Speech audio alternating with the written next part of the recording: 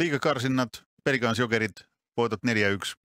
Ei mitään lisäraportoitavaa, mutta nyt Topi Nättinen se kysymys.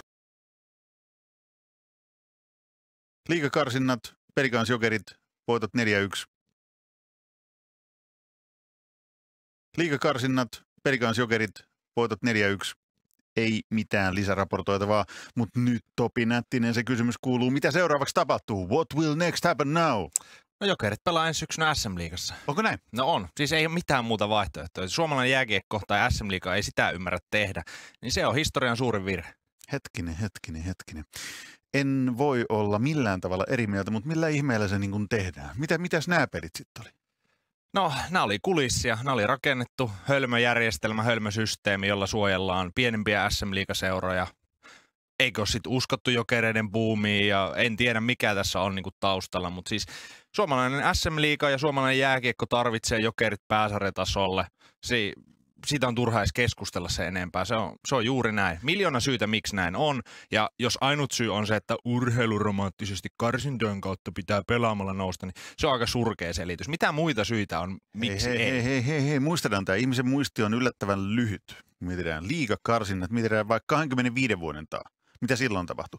Kärpät ja Pelikans pelas liigakarsintasarjan. Kärpät voitti ylivoimaisesti ja nousi liigaan silloisesta ykkösdivisioonasta. No mitä tapahtui sen jälkeen? Tuli kabinettipäätös. Suljetun sarjan synnyin. Kyllä. Suljetun sarjan synty, se tapahtui silloin kabinettipäätöksellä. Myös Pelikans, joka hävisi karsinnat, nostettiin sinne.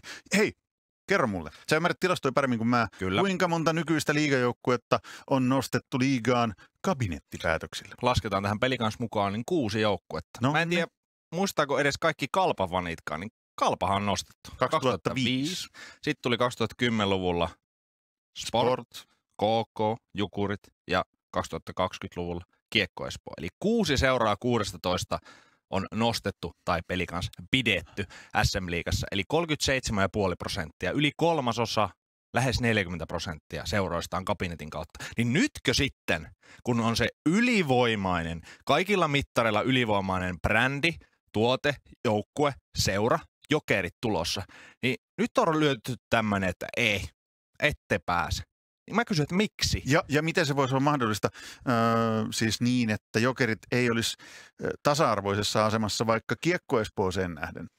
Kiekko Espoo nostettiin ilman karsintojen voittamista, sitten liiga keksi sen jälkeen, että ei kun nyt pitääkin voittaa myös liigakarsintoja, jotta voi nostaa liigaan.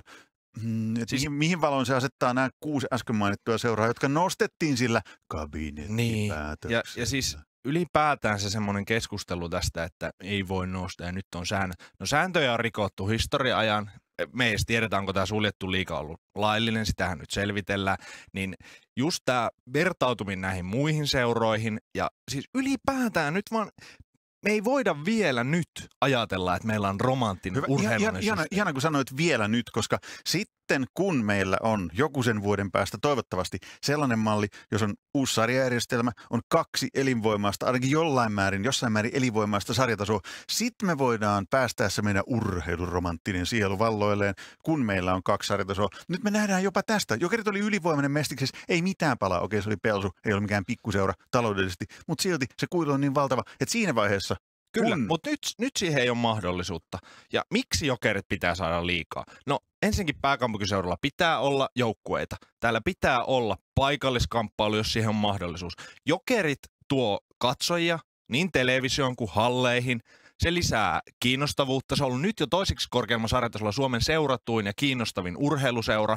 Se tuo pelaajia, se tuo rahaa, se tuo kilpailua. Me ei voida suomalaisena SM-liigana tämmöisenä pienenä talousmaana kuvitella nyt jotenkin ylpeyden takia, että me ei tarvita Jokereita. Me tarvitaan, jos jääkiekko haluaa menestyä, liiga haluaa pysyä huippumaiden kilpailussa. Me valutaan Tanskan ja Norjan kanssa samoihin kasteihin. Tsekki, Saksa, mennyt jo aikoja sitten. Niin Jokerit on se, millä voidaan pikkusen nostaa sitä ylpeyttä. Joo, just niin kuin mainitsit, tuo katsojia areenaan. Tuossa on ihan vieressä se Helsinki-areena.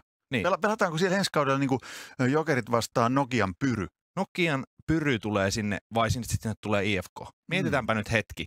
Ja joo, nimenomaan niin kuin äsken, jos me saadaan järjestelmä kuntoon, niin totta kai mä oon urheiluromantikko. Sitten meillä on karsinnat. Mutta nyt ei ole mitään järkeä tehdä se. Jos se järjestelmä tehtäisikin tässä samalla. Tehdään ei? se uusi sarjajärjestelmä nyt. Siitä on puhuttu kulisseissa, että se vaatii 2 tai 3 vuotta, mutta no, niin tai näin, niin mä sanon Jokerit liigaan piste, vaikka siellä olisi sitten 12 Ihan tai sama, vaikka se on 17 26 joukkuetta tai 9, niin Jokerit pitää olla siellä. Nyt liigan pitää pyörtää päätöksensä. Jos suomalainen jääkiekko haluaa mennä eteenpäin, kehittyä, Jokereiden pitää olla liigassa. Siitä hyötyy ihan kaikki. Ja mä haluan sitten kyllä nähdä myös ne katsojat, jotka nyt sitten boikotoi Jokereita ensi syksynä. Jokerit menee Kuopioon, Jyväskylään, Vaasaan, mihin tahansa, niin ihmiset menee hallille. Ne haluaa nähdä Jokerit. Niin annetaan ihmisille ja suomalaiselle jääkiekkoilulle sen, mikä se ansaitsee. Niellään se ylpeys nyt kerrankin.